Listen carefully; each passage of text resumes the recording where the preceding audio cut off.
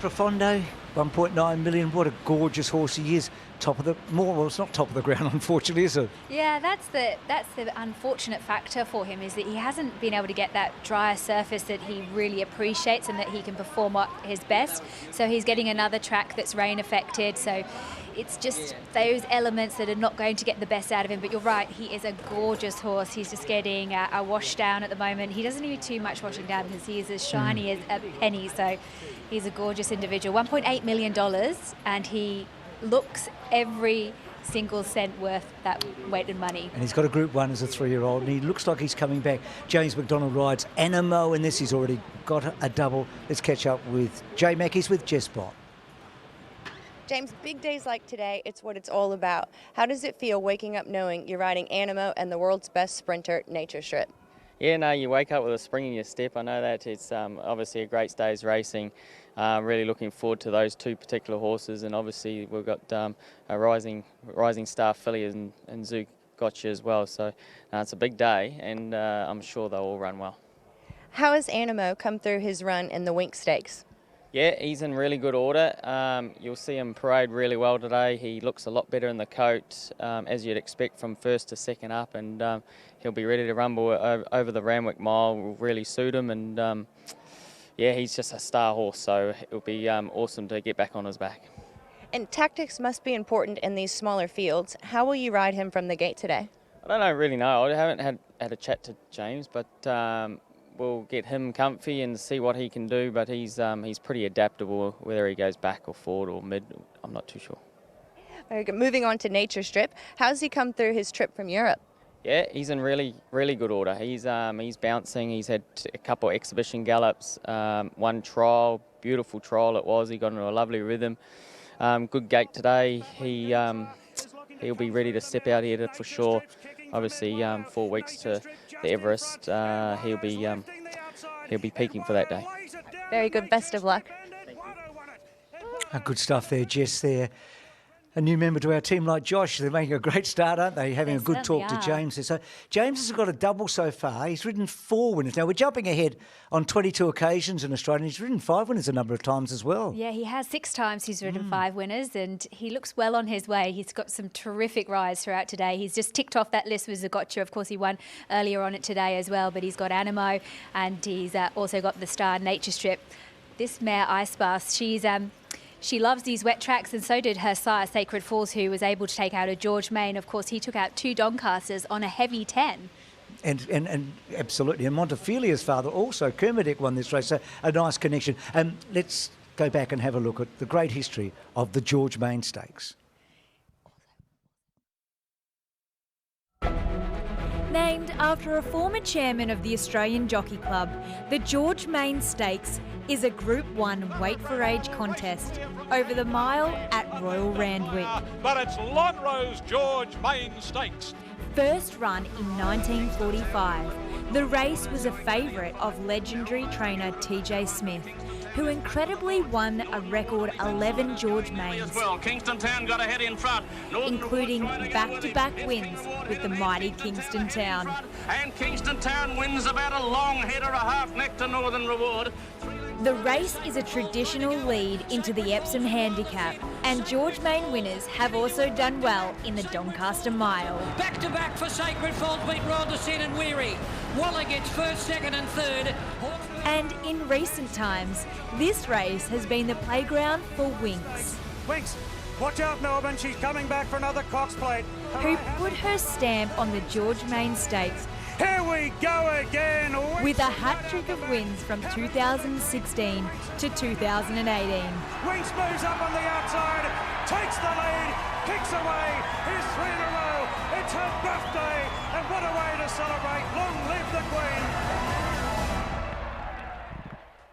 Some great horses, absolute stars. So, Richo, Animo today, we know we'll probably go to Melbourne for 1 run and then the Cox Plate. The Cox Plate and the George Main, they've got a very interesting history, haven't they? Well, you've got to be a champion, Bruce. It's interesting. All 9 runners in this year's George Main that are left in the field are also first acceptors in the Cox Plate. That is their ultimate goal. But to be able to complete that double, we are talking rarefied air. The king and the queen of our sport. I mean, it doesn't get any better than that. No, that's the best of the best. So all those other star horses that have come from a George Main, now we know there's normally another run in between the two, but it hasn't been the race to win the Cox Plate from, unless you're Kingston Town or Winks. Now, boy, oh boy, they're two of the best, probably 6 horses we've ever seen in this country. So if Animo were to win today, we found this interesting, Lizzie and Richo. In Australia, he would be the first horse to win 5 Group 1s for Godolphin. Now, he's alongside Hartnell at the moment.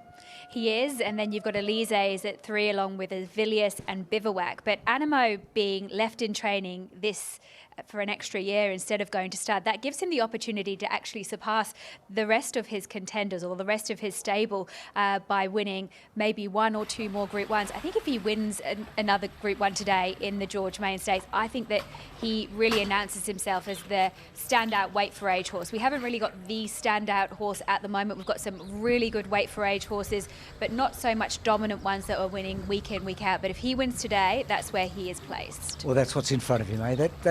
Let's see if he can get that 5th Group 1 today. He's never won consecutive races in the same preparation. It's fascinating considering the record that he's got. Maximal, he's got that Baid form. Is he good enough? I think he's good enough over longer. Just this is a really good kick-off point for him. Of course, he's a horse that can get quite aggressive in his races. If he was to switch off, I think they would be able to really find the key with him. This is the absolute star of this race, isn't he? He looks to get a perfect run in transit. His parade is always very, very important. We saw him lovely and relaxed first up into the campaign, which is something we haven't seen before. He is definitely a man now. He is not a boy. He knows how to behave, and they found the key to him. Adrian Bott said this morning, Converge probably to ride him a little quieter than mostly. One thing about this bloke, he is a really good Randwick miler. He's beaten Animo in the Randwick Guineas at a mile. He has, but Animo's got that year older on him and he's more mature. And this guy, of course, he's got that year older as well, but I feel like there's just been more improvement in him. But you're right, he is a great miler.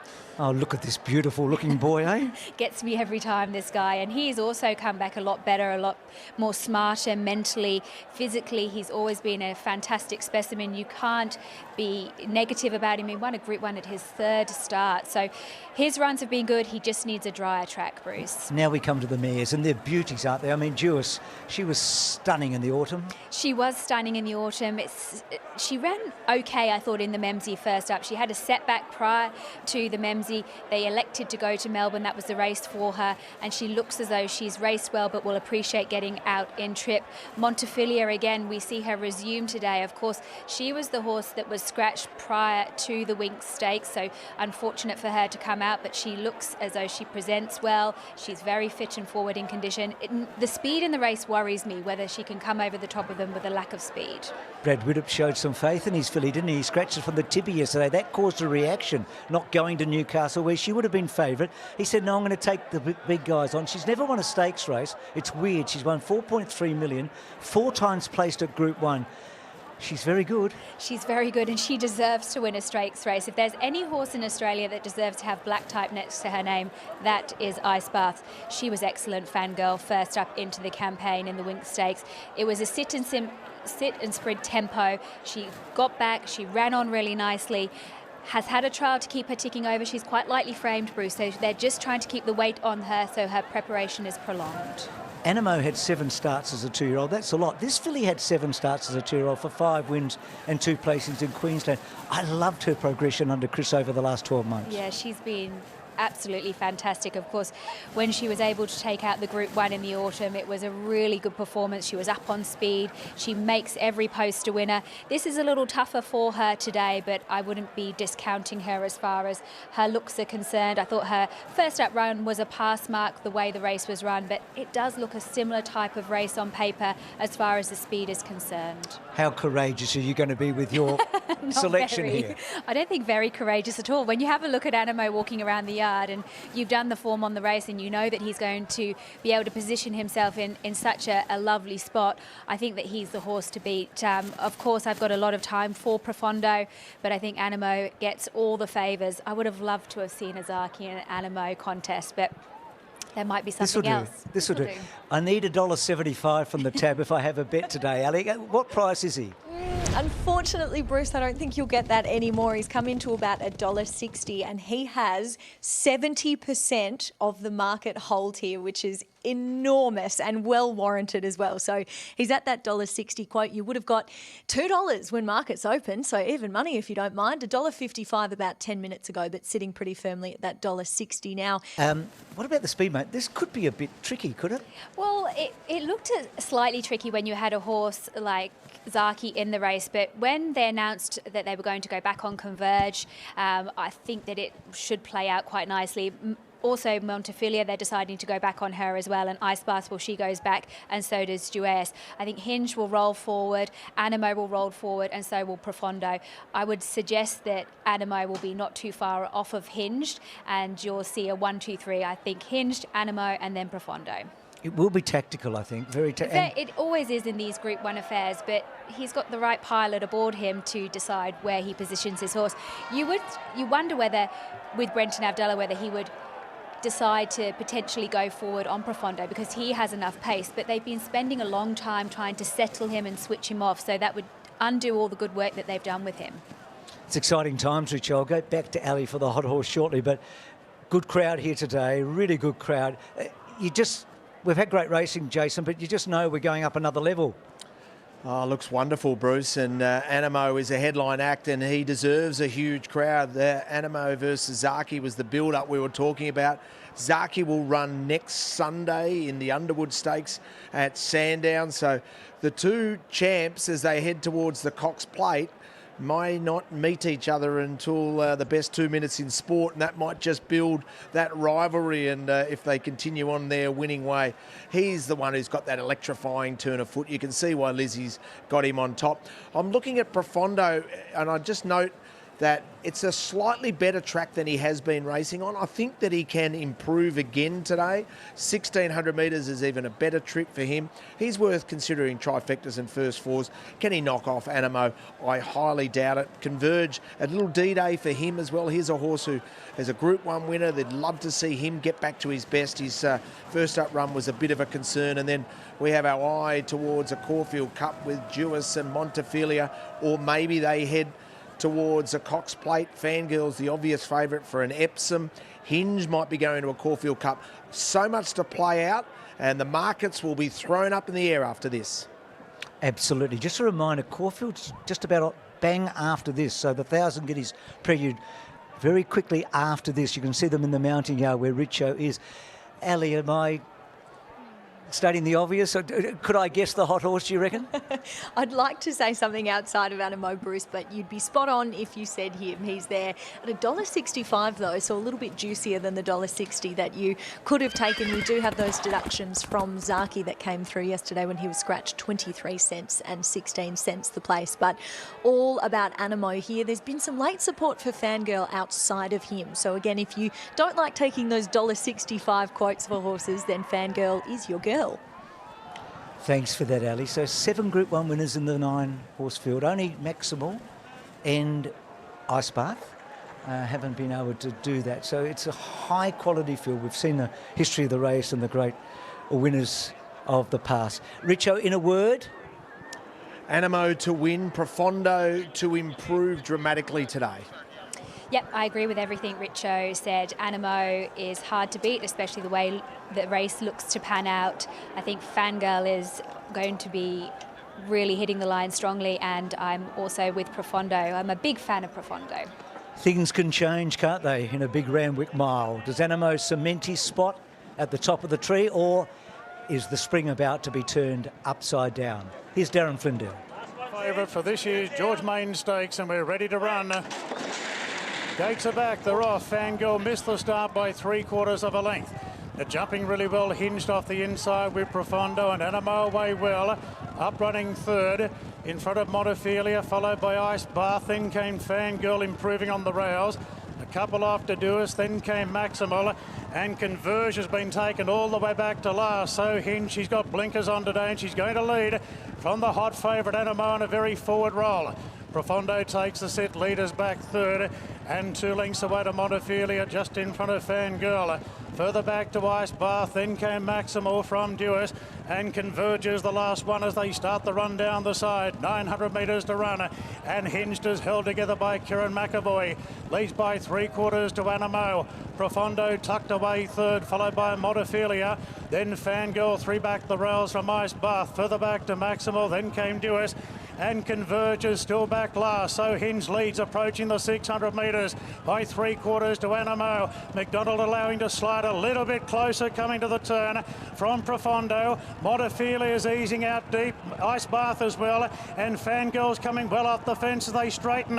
And Hinge, 400 metres to run, leads the way from Animo. Profondo the inside. Ice Bath winding up with Montefilia. And then came Fangirl. Animo races to the lead at the 250. Animo just in front from Ice Bath, beating off Hinge. Then came Fangirl, but Animo. Up goes Animo and the George Main Stakes, breaking clear. And there's 5 Group 1s. Animo went on to beat Ice Bath. Hinged in third, Montefilia fourth. Then came Fangirl. Further back to us, Profondo, Maximal, and Converge was the last one to finish. So 5 Group 1s, the first Godolphin horse in this country to win 5 Group 1s. He does, I know he's different, but I get the So You Think feelings about him as a 4-year-old, how good So You Think was. It wasn't a massive margin, but it was dominant. I thought it was a magnificent ride. I mean, he just absolutely rode him perfectly. Ice Bath gets a 5th Group 1 placing, believe it or not. Hinge good, Montefilia. Question marks about Profondo, maybe a couple of the others.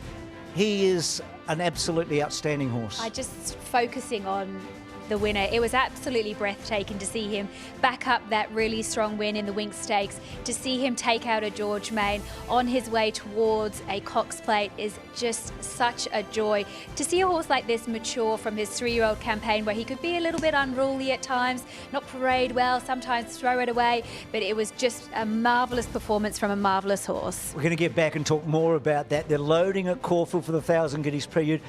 Daisy, you would have been impressed with Animo. Let's go to PointsBet. What have you got for us at